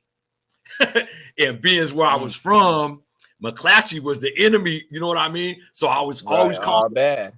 I was always calling up the homies right before after school, going to the payphone. Hey, nigga, come up here. I'm finna fight Leon Peoples. I'm finna fight, you know what I mean? I'm finna fight this bro. And that's how that went. But I knew if I would have stayed at my mom's house, I probably would have ran away. I'd have been in more trouble, probably would have been in jail for murder. So that was my safe haven besides school. And there's a couple people on here asking me, James Smith, I seen your question earlier. You said, what elementary school did I go to in Sac? We know each other because you asked me so many questions about the hood. I know you from 29th Street, but you ain't revealing who you are. So I went to John F. Morse Elementary School and Edward Kimball Elementary School. Then when I got kicked out of both of those, I went to Charles Mack Elementary School for 1 year. And then I think, in junior high, I went to John Steele. Never went to Gady. I went to John Steele. But yeah, Freddie Loco, that's a good answer because my answer is almost identical to yours, what I would tell my 12-year-old self, man. But I think that, you know, like you said, your mom was a Norteño. She was Mexican. My mom's the same thing. She's Mexican. And I was raised Catholic and going to Catholic school. But as soon as I got old enough to see what that was, I knew that wasn't who I was supposed to be. But I would tell myself to go to church and listen to him. That's what I tell myself, because I don't know if you ever had an experience like I've had. I wrote it in my book, The Man Behind the Woman. But I had an experience, man, when I lost everything. And when I say everything, I'm talking about money, family members, wife, kids. I was in a cell in the hole in Olympia, Washington, a 4-man hole. It was the littlest white jail that you could ever. It was a prejudice ass jail. I was there for 2 years, and I was in the hole there with nothing but a mattress, no Bible, no nothing to read, and I was going crazy. And God spoke to me in that cell, man. And you know, we got caught red-handed for 4 bank robberies, me and my girl out there. And they was trying to give me life, and she took a 13-year deal and told them I wasn't involved, but they still convicted me on other shit and gave me a 27 years out there. And God told me in that cell, man, the prosecutor, the judge, the media, the newspapers, my mom, my attorney, everyone told me to take the 15-year deal. The day before I went to go take this 15-year deal, God spoke to me like me and you are speaking right now. He said, Donnie, don't take this deal. You'll be going home in a year. Bro. And when I say he spoke to me, I cried. I didn't even know I was crying, but I've been throwing this toilet paper, you know, the middle of a toilet paper thing, the brown thing, the tube. Yeah. I've been throwing it up against the wall for 2 years, trying to make it stand up straight, landing right. For 2 years, I've been doing this. Check this out. And this is these are facts, homie. I questioned him. I said, I ain't going to trial. He said, go to trial. You'll be home in a year. And I was like, show me it's you. He told me to throw that toilet paper thing against the wall. It landed 4 times, homie. Stood straight up in a row. The next day, all the media cameras was in the courtroom. And I told my attorney we're going to trial. He looked at me like he said, you're caught. She's going to come and testify on you. You're going to get life. I said, man, God told me to go to trial. I'm going home within a year. Look, bro, I went to trial and got whopped, convicted of every crime that I was tried for, except the 4 bank robberies. They dismissed them. Identity theft, ex-felon with a gun, possession of sales of cocaine across 2 state lines. Pookie caught the case with me. So look, they convict me of everything. I'm calling God all kind of, you know, bro, I went home one day, Christmas Eve, 2007, one day before a year I was in jail. After they gave me 27 years, I was out within a year, just like God told me, on appeal. I questioned him. So from that moment on, I backslid, of course, but from that moment on, when I hear that voice in my head, I know it's real, and I'm going to try to do everything in my power to be submissive to that voice. And it's in my book, man. And my book is off the, and I'm not saying it because I wrote it, but my book is off the chain because it starts out everything we went through: gang banging, dope sales, shootouts, bank robberies, but it ends on what I just told you about, God talking to me. And I think it changed me a little bit, but now that I'm 53, it changed my whole life around, bro. It changed. Like when you called me up to your sister's birthday party a few months ago and I went over there. Right. That's the first time I was out at night in over 2 years. I felt out of place over there. That's why I left. You came outside, I was gone. Because I don't go out at night. I don't kick it. I don't drink no more. I don't do none of that stuff. So it's like, man, but we've been on here already an hour and a half, man, and I only wanted to be on here an hour, but we're going to get in contact and we're going to try to raise some funds for what you're doing. I'm going to do a 2-hour special probably Friday, and I want you to give me your Cash App, and we're going to see how much we could raise for your cause only. So anything you guys are donating tonight on my Cash App is going to Freddie here. So Friday night, we're going to do a special and see if we can raise some funds because he is out there doing the work, and he is a selfless person. This ain't for him. This is for his cause. And I see, man, I got at least 90 messages I haven't even responded to. I'll respond to you guys Friday on these messages, man. It's already been an hour and a half. I seen in the comments, C-Bone. Is C-Bone on there still? C-Bone? Who is that? Let me see. It's You mean Smurf? Oh, Major No, Mayhem. Major Mayhem. Yeah, Okay. Freddie C-Bone. If Loco. that's a C-Bone, yeah, if that's a C-Bone from 29, my dude, man. Me and C-Bone go way back, Wait, man. Like who is way that? back. C-Bone. I don't even know that name. Who is that? C-Bone, it's the homie from 29th Street. C-Bone, but you know, C-Bone be out the way. You know, C-Bone don't go to no functions and none of that like How that no old is more he? though. But How old is he he? uh he gotta be around in his early 40s, maybe mid 40s. You know, what I mean, C-Bone. C-Bone been around for years. C-Bone, you know who he kicked it with? He used to kick it with D-Lo, um, Cripper brother. Oh, Cripper brother D-Lo. Yeah. Yeah, that was his partner. They used to ride together. So, uh, He yeah, said, yeah. I don't know. I don't know that he said that's him. Yeah. He said, yeah. So Freddie Yeah, Loco's on his phone right now, so he can't really. His screen is real small. So if you yeah. guys want to ask him anything, you guys could call in. I'm going to be ending this, or you guys can make comments, and I'm gonna forward these comments so he could. Tell him drop his number in there. Tell him put it or drop his number in the messages or something. Or Yeah. he can tap in. C-Bone, my number. Oh shit! I took my number down. My number was on this screen. I'm gonna put it back up. Yeah, tell him text you his number, man. Holla at Yeah, him. I ain't talked to him in a while, man. Um, yeah, man. I'll be out here, man. So anytime anybody see me or whatever, man, pull up, holler, pull up, man. Look, we could always link and you know, and put our minds together and see what we could do with this young life out here.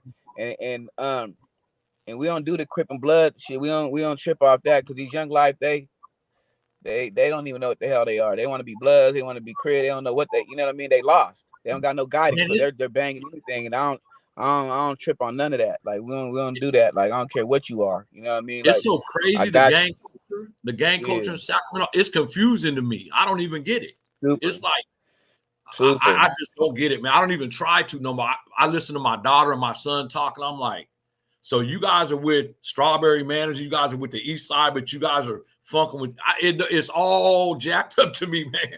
It's Yeah, like it's it is. It's all crisscrossed up, and we lost a few cats over that, like crisscrossed up. yeah, Because now what happens is when they get into it with each other, the first thing they yell out, like, "Well, I'm from over here anyways, and he's from over there anyways." Fucking, but you guys are clicked up. You know what I mean? And it's dangerous because, like I told them, when we grew up, we knew the Crips were over here, the Damus were over there, the Nortes was over there, the Asians was over there. Right yeah, now, they're all mixed in with each other, and when they get to tripping and hitting each other, knocking each other down when it's in-house beef, you don't know where the fuck it came from. Like you that's don't know what. And then the first thing he yell out, like, "No, I'm from this part anyway. I'm from over here anyway." Like fuck. And it's like that's dangerous. Like you know what I mean. So and that's what happens when you start crisscrossing all these lines together. Then the big homies don't want to fuck with them. They're like, "Man, I ain't fucking with them little dumbass little niggas. Like I ain't doing that shit. Fuck them. They clicking up. They from over. They want to do that dumb shit. Let them." But they're lost. They don't got no big homies, no guidance. There ain't no nothing. The only I ain't gonna lie, bro. I'm gonna just keep it 100. The only neighborhood I see doing that, and they really funking with each other right now, is the Oak Parks. They're the only ones who fuck with their young life because they're generational. Like they're generational yeah, out there. You yeah, know what I yeah. mean? Out here, everything's so spread it out. Um, and you know, and they not even really seeing eye to eye with their young life right now like that. So it's like it's bad out here when you ain't got no. I know little cats over here. I ain't gonna name drop no hoods or nothing, but they got a whole little clique of young cats, and they're from this neighborhood. But they got 2 generations on top of them, and they Uh-huh. say, "Man, we don't fuck with neither one of them generations. We're our own shit. We don't fuck with them, but you guys bang the same shit they bang." I know You know what exactly I what mean? you're talking about. How do you do that? Like, Yeah, how you don't fuck with your big homies or the generation on top of you at least? Fuck them. yeah. We don't fuck with none of them. I'm like, how you yelling out the same thing they claim? They paved the way out here in this neighborhood for you guys. We don't give a fuck them. I'm like, wow, that's crazy. Like we fuck with you before we fuck with them. I'm like, I get that. Who wouldn't? Because I'm here. Like I got good intentions with y'all, but I just don't get it because they got some stuff to say too. Like, you know what I mean? About, you know what I mean? They don't want to see you guys steer wrong neither. They're not putting dope and guns in your hands saying, fuck that, go do this. They just want a relationship with you guys, but you guys are so hard headed. You talking about fuck them and you don't even know them. You I know what I had mean? a 3 hour conversation. I had a 3 hour conversation about 2 months ago with Leon Jordan, right? And Leon Jordan's from Oak Park. and we Yeah, talked I fuck about, with his brother. I fuck with Jermaine. Yeah, that's with JJ. yeah, and me and him Yeah. talked for 3 hours about, how me and him was brought up compared to what it is now. And also I talked to Walt Anderson. I don't know if you know Walt, I but know Walt did. OG Walt. Okay, Yeah. so me and Walt and Dooney was all in Folsom together, and he used to draw, and he drew me and my wife. Right. He And be drawing. He be drawing his ass. Yeah, Walt be drawing. He did a lot of years. I remember yeah, when he first came home. We did it. We sat down at the table a couple times. yeah. So Walt, he was before Oak Park Bloods, he was Funk Lord. And before Okay. there was any Bloods, he was a Funk Lord. Right. And the guards used to be dog catchers. They was Funk Lords, and we used to pop against them fools at the skate ring. But anyway, me Right. and Leon Right. Jordan, me and Leon Jordan had a conversation. It was like everything he told me before I could even get it out is what they're going through on that side, Oak Park side, is the same thing 29th Street's going through, Del Paso Heights going through. Everyone, I'm getting a call. Every other neighborhood is going through the same thing. Who's calling, and state your name and where you're calling from? Oh, it's Rob from Connecticut. Rob from Connecticut. How you doing, Rob? I'm good. Okay, you wanted to tap in and give a shout out, or you wanted to give some input on the conversation? Yeah, I mean, the thing, I found out some news recently that really bugged me. You seen some news that really bugged you? Yeah, did you know the guy from Wicca Phase Springs Eternal was actually the singer from Tiger's Jaw on the Pizza album? What? What'd you just ask me, man? The guy he's in the Goth Boy clique now. He was the whiny singer on the old album with the pizza on it, the Tiger's Jaw, the self-titled. All right, Rob. So what's your question? Well, what do you think happened to him? Are you watching my channel right now? I think so. Are we watching anything about Pizza Man singing, and are we talking about anything like that? No, we're talking about Tiger's Jaw and the Goth Boy clique from Wicca Phase Springs Eternal. All right, Rob. Nice talking to you, bro. Have a good night. I get them all the time. That's crazy. Damn. I don't even know what he's talking about right now. Tiger's Jaw, a singer. All right, Freddie Loco, we're going to wrap it up. You got anything you want to say to the youth or anybody else about anything we talked about or anything upcoming? You want to give the closing here? Man, we pretty much covered it up about how I gave you a little brief summary of how I came up, what I went through in life, and now I'm here. So I don't like to hear excuses when the OGs are saying, like they don't want to deal with the young life, or they got stuff to say, bad stuff to say the way they're moving, and you're not doing nothing about it. So I just say to them, I just said, and I came out here to my car, man. My grandbaby they're probably tearing my house up right now. She loud and all kinds of stuff. I knew I wasn't everywhere I'm at. She's jumping on me and everything, so I had to come out. Hey, but that's a beautiful thing, though, to go in the house and your grandbaby's in there. Yeah, most definitely. Yep. Oh yeah, man, I love it. It's crazy. So it just bothers me, bro, when I hear the OGs, the homies and stuff talking about they don't fuck with the young life because of A, B, C, and D, and I'm just like, man, if I'm out here doing it with 2 strikes, you know what I mean? I'm not doing nothing illegal. Like I'm not. So that shouldn't be a reason why they're not invited to your barbecues or whatever little functions you got going on. You know what I mean? Because you got 2 strikes. Like that just don't make sense. And I heard it a lot of times. You know what I mean? So I just, it just bothered me. But it's crazy because we just did Chill Will's funeral, and all the Young Life came out. The Stars, the Bloods, the Pyrus, the Crips, they was all there. Like, and everybody got along. Like there was not one incident. So that should show you right there. And I'm pretty sure there was some people strapped up around there. You know what I mean? That's just how they rock and how they roll. But that should show you right there of how successful it was. Sad that it had to be that way at that, that type of time, that tragedy. But that show you right there that they could function around us. They had fun all night with us. Like, you know what I mean? We took it from the funeral to the club to the after hours, like, and they were there the whole time and nothing happened. Nobody got disrespectful, none of that stuff. So that should show you right there that they like to be around too. They like to hang up. They like to pick up on game and hear stuff, hear stories and stuff too, though. That they don't, they're not bad little dudes, man. They just looking for guidance. You know what I mean? And I'm out there. I'm gonna always be out there, man. I'm putting myself out there, my body out there, and I got a whole family at home. You know what I mean? So You got that a don't, lot to lose. yeah, I got a lot to lose on my plate. You know what I mean? And I got to carry a certain, you know, the way I carry myself is certain professionalism because I'm in front of board members, council, city members, like I'm in front of all these people constantly talking about what I do, the funding, that what works, our data reports and stuff like that. I got to do reports every Friday. So, and I'm still out there.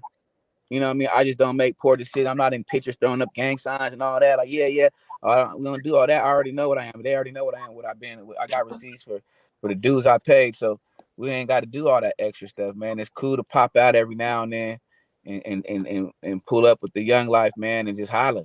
Like, you know what I mean? That mean a lot to him. Like, okay, the big homie pulled up. Like, oh, what's up? You know what I mean? And keep it pushing. Like, just drop a couple gems and keep it pushing. You know what And I mean? that So means a lot to, hey, you know what? That does mean a lot more than a lot of people think when, because I remember when I was young, man, and I don't have but one big homie. But I remember when I was young and that person used to come around, I used to like just sitting there listening to him. You know what I mean? Even if it was for the wrong reasons, but you got to think these young life out here, they want to hear what we went through because maybe they are looking for something different. You know what I mean? And all they know is the streets. We got to show them that difference and because they heard about you before. They heard your name yeah, before. yeah, So exactly, it mean a lot. Like, damn, like, oh, he here in the flesh and he talking to me. You know what I mean? exactly. And that's why you hear them say, man, I ain't got no big homies. Fuck big homies. I ain't got no fucking big homies. They're lashing out. Just like your kid does. Like, like our kids do. They want to, like, my son grew up a Raider and Laker all his motherfucking life, and all of a sudden he hates the Raiders and Lakers. Like, he goes against anything I'm on. Yeah, Super blood. Now he's fucking this fan and that fan, and I'd be like, nigga, what the fuck? Because he just want my attention. You know what I mean? He exactly. lashing out. And He's that's how the last. young life are on the street. They're lashing out at the OGs. Like, fuck them, fuck the OG. We don't fuck with them. We don't fuck with them. But you pull up on them, and you'll see how much they fuck with you. The Yep. only OGs I see out there, bro, keep it real, that be out there in the trenches. When we out there in the trenches, only two OGs be me and Bama. Bama still be out there with the OGs. I mean, with the little young life fucking with him and all that shit. You know what I mean? And Bama be dropping gems on him too, though. But you know what I mean? He's still who he is. And but like when I look around, there's no more OGs over there. There's none. There's no big homies, no OGs out there. In the trenches with these little niggas and in the studios, in the backyards, at they little spots and stuff like that. Like, cause there's no, there's no rapport, there's no relationship. You know what I mean? And their daddies, their mamas, them are your homies' kids. You know what Yep. I mean? Type of stuff. So how do I be all in there mixing with them? And I remember one time I was in the county jail, bro. I'm in the county jail. I'm at the branch. I got the keys to the car, right? Somebody from I ain't gonna draw his name, but somebody was he was from 24th. But he come up in there. He supposed to be the big homie and all this stuff, and he gather him up like, no, this is a block meeting. Woo woo woo woo woo, all that. And I'm like, I respected it. I'm like, go ahead, do your thing. I ain't tripping over here, right? And I just hear one of the little homies come over there like, nigga, fuck you, cuz. Like, nigga, we don't fuck with you on the streets, nigga. We fuck with Loco. Like, straight up. Like, he fuck with us on the streets and in here. Like, you know what I mean? So, like, we over here. And all the little homies swerved over to me. And I'm like, well, what happened? They're like, cuz, talking about, like, how this out of town nigga got the keys to the car. Niggas our county jail. Nigga, we run that shit. Nigga, we finna start doing block movement over there. And they flashed on. They flipped out on him. They're like, nigga, we don't fuck with you, nigga. Like, nigga, we fuck with Loco. Like, you know what I mean? Because I Yeah. never politic like that. I don't do the segregate. Nigga, I don't do the segregate separation. I'm from here, I'm from there, nigga. I'm a Keyway. I fuck with all the homies. Like, we do this, not, and even if they want to fuck with me, I'm good. It's just, I had a different side of me, in the streets. And when it got to set trip, and I took that shit full throttle. You know what I mean? So, all the color lines, all that blood and crit, man, that shit ain't even that is nothing no more. If you're still tripping off that right now in 2022, bro, you got some growing to do and maturing to do. Like we don't trip off that right now. We on some, man, you young black man, brown man, whatever you are, young brother, white, I don't give a fuck with Asian. Like we on it, man. We got to just come together, man, and make sure you right. Cause I come from the same poverty you come from, and I've been there. I've done that. And if I can make it out and be successful at doing something, man, y'all can too. So So that's all I gotta say, bro. this is my message to anybody that's out there listening. If you're still doing the same shit at 50 years old or 40 years old, 30 years old that you was doing at 20, you wasted 20 years of your life. I feel in my heart I wasted over 35 years of my life with this street shit because all the energy I put into not working, getting the easy fast dollar, if I would have put that into what I know now, I got a little tree company now. You know, I do this YouTube shit. But if I would have started doing what I'm doing right now at age 25, ain't no one could have touched me. Law, governors, presidents. But I think I wasted over 35 years of my life. More than that, actually. I went to the pen in 1989. I was 19 years old. So before that, I was in juvenile hall. But if I would have known what I know now, man, I wouldn't have wasted another minute of my life. And I want you guys to know that you guys don't have to waste 30 years of your life to get the knowledge and the love you guys are looking for. It's right here. It's right here on this channel. Right. It's right outside the door. It's a phone call away. Anything I could do for anybody, even if I don't know you, if you're a blood, a northerner, a southerner, and you're a youth and you need help with anything, tap in, man. I got you. I'm gonna do what I can. I'm gonna do what I can to help you out in whatever way I can. And if I can't do it myself, I got people backing me that will. So don't be afraid. We got resources. So if you guys need counseling, financial assistance, anything like that, don't be afraid to pick up that phone. My phone number been on here a long time, and in my bio, all my social media is on there. You can tap in anytime. But yeah, man, I gotta get in this house. It's cold. I'm out on the back patio right now, and I gotta get back in this house. But much love to you, Freddie. I'm gonna tap in with you tomorrow. I'm in the garage. I'm in the garage in my car, and it's cold. I had some hot chocolate. I had a Cadillac. I had a hot chocolate and some coffee mixed up in here. That's it. I'm gonna go put me some hot chocolate together right now. Hot chocolate and some coffee, and yeah. So yeah, man, I appreciate it, bro. I appreciate the you know what I mean, the honor to come up on here and spit game with you, man, and drop what I know. And I still got a lot more to say. I just was trying to cover that though, but man, I could get into some deep stuff, man. I got a lot more to say about community work and what direction to put you in. But we can do that another time. I appreciate it. We come on again. I'm like 43 minutes over my deadline, which I'm not even gonna edit this. I'm gonna leave this like it is. Usually I go back and edit it, but I'm gonna leave this at 140, whatever it is, 145. And like I said, my number's up there, you guys. If you guys need any help, I got his direct contact. If you guys want to speak to him, tap in. I'll give you his contact information. Don't feel shy. If you guys are missing something in your life and need some help, go ahead and tap in. I love you, bro. I'll talk to you later. I love you too, bro. All right, gone. That was someone that I've been knowing for years, and it's unbelievable the changes he's made in his life and what he's doing. He ain't just talking the talk; he's walking the walk. And I really appreciate his level of intelligence and also his street cred. He's a real one. I've known him, like I said, since 95, 96, and I know the old Freddie Loco, but he is what he says he is. He's doing what he says he's doing, and I'm trying my hardest to follow in his footsteps. He's younger than me, but he is a mentor to me. I've been watching him for a long time do his thing. Hello and welcome to Prison Yard TV. State your name and where you calling from. Hi, my name's Jeff, and I'm calling from Kansas City, Missouri. Hey, Jeff, how you doing? I'm doing well.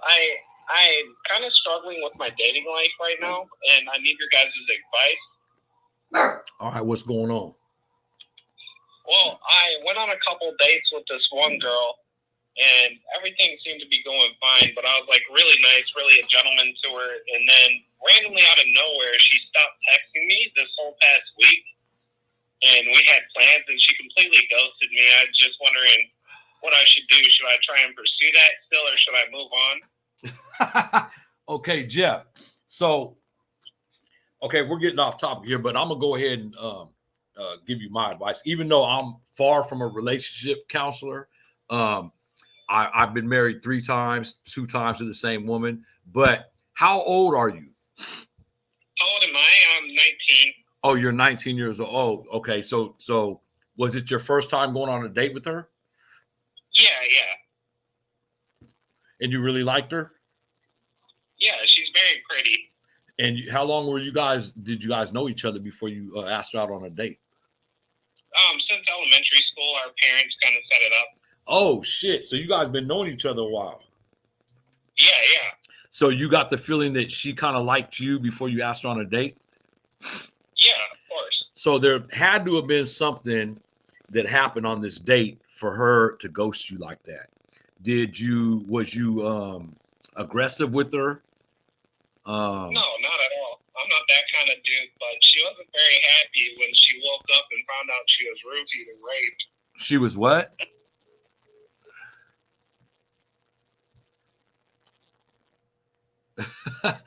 I thought I heard this guy wrong, but I really heard him right. He said she was very unhappy when she woke up and found out she was raped. I get them kind of calls sometimes. That's what I get for putting my phone number up. That was a crazy ass call right there. And the call before that was crazy too. I shouldn't have opened my line up like that. I'm by far not a relationship counselor. In my own relationships, I made a lot of mistakes. So if you're going to call in and ask me about relationship advice, I am not the person to ask about relationship advices. And both my ex-wives will attest to that. I got to the point in my life now, I don't even want to get into all that. I'm getting off track here. Bro Nick. State your name, where you calling from, and you're on live right now. Hey. Did you hear that last caller? Yeah, he said it's your brother Nick. What? What's that? Hey, did you hear that last caller? Yeah. Who was that? I don't know. It's I said it's your brother Nick. No, the caller before this. Did you hear what he said? Yeah, he raped. Yeah, he said she woke up mad because she woke up. Hey, we're on a hell of a delay, man. Not on my thing. We're not.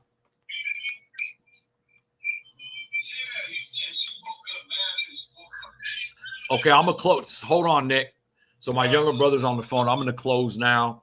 Like I said, if you guys haven't already subscribed, hit that subscribe button. If you haven't hit that like button, hit that like button, and definitely hit that notification button so you can be notified on my next video. I'll have Freddie Loco on here again. He goes by Coach Freddie now. Like I said, he's doing the work. I'll probably have him on here again next week with his Cash App, so everything can go towards his cause. If you haven't already told the people you love them, tell them, and stay deep in prayer. God bless. See y'all next time.